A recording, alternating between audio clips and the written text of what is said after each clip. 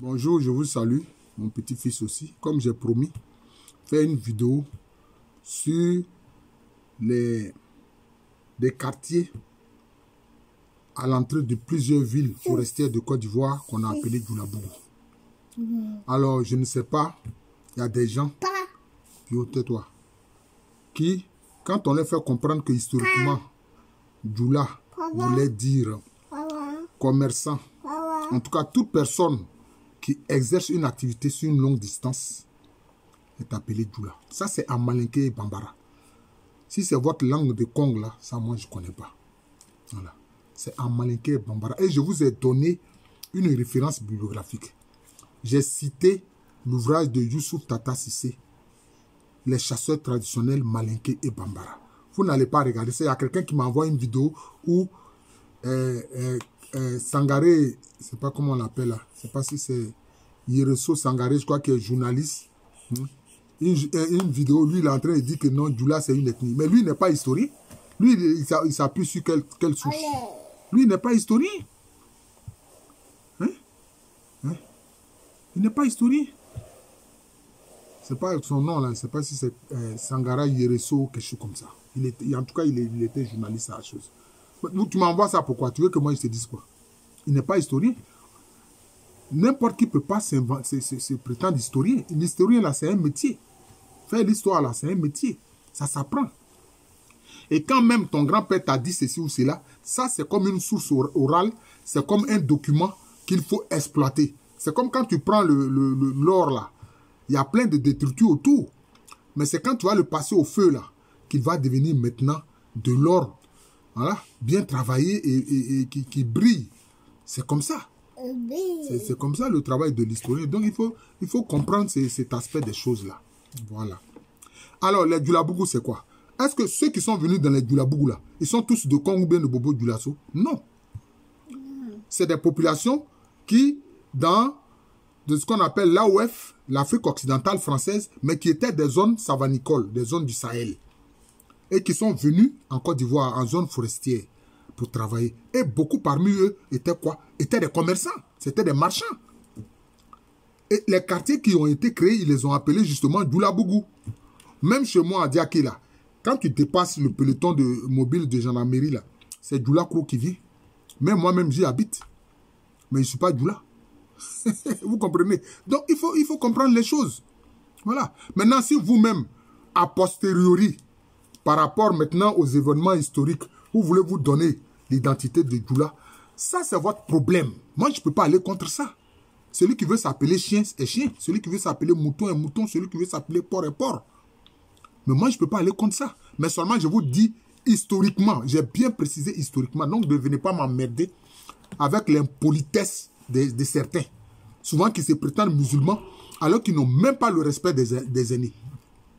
Ils n'ont même pas le respect des aînés. Il faut arrêter ça. C'est Djoulabougou là. Il faut regarder les travaux du professeur Pierre Kipré à ce propos. Voilà. Il a intitulé ça les villes de Côte d'Ivoire. Les villes coloniales de Côte d'Ivoire. Allez regarder les travaux du professeur Pierre Kipré, vous allez voir ça.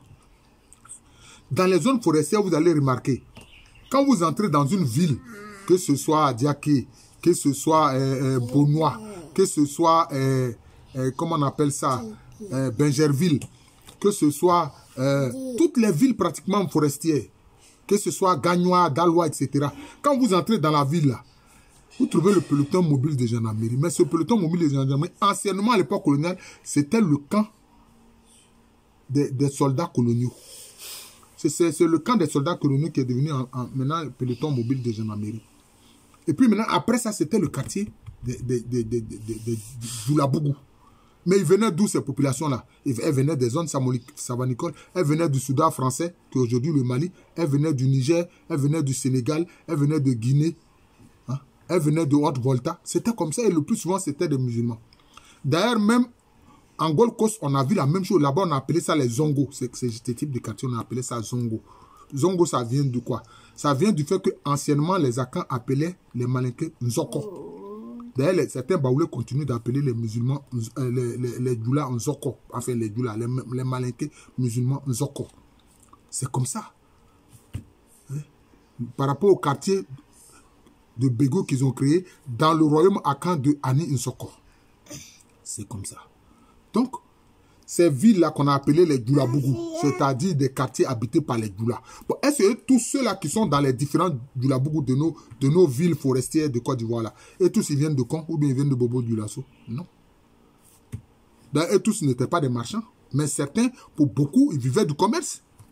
Parce qu'ils continuaient de faire le commerce entre la Côte d'Ivoire et le Soudan français et la Haute-Volta et le Niger et le Sénégal et la Guinée. Donc c'est pour ça qu'on les a appelés Djoulabougou. Mais c'est tous ils viennent de Congo. Parce que ceux qui se sont donné l'identité de Djoula, ce sont les gens de Congo là. Et puis de Bobo Djoulasso. D'ailleurs, je suis parti participer il y a 5 jours déjà.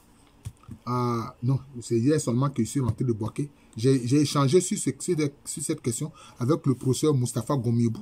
Il me disait, mais Djoula là, c'est pas le nom d'une ethnie. Hein? Voilà. Si vous voulez là, vous pouvez contacter le professeur Moustapha Gomiebou de l'université Kizerbo de Ouaga. Voilà. C'est ça. Il faut, quand on ne connaît pas, il faut chercher à apprendre. Et ceux qui sont des insolents, ils n'apprennent jamais. Ils finissent toujours dans les chaînes de la prison. Voilà. Il y a différents types de prisons, hein, prisons intellectuelles, etc. Parce qu'ils ne veulent pas écouter ceux qui ont fait des recherches. Ils ne veulent pas écouter les autres. Voilà. Comme je vais poster aussi cette vidéo-là sur une autre chaîne où on a besoin de minutes très courtes. Donc voilà ce que je voulais dire. Les Djoulabougou, ça prouve bien que cela ne vient pas hein, des seuls gens de Congo qui se réclament Djoula. Pourquoi vous voulez vous seul vous accaparer de cette identité? Il y a une qui m'a dit, mais chez eux, commerçants à longue distance, dans leur langue excusez-moi, à Congo là-bas, ça veut dire temps. Elle a dit un mot là. Je dis, mais moi je te parle d'un mot qui est d'extraction bambara, de la langue bambara ou de la langue malinké. Je ne te parle pas de la langue de Congo. Voilà.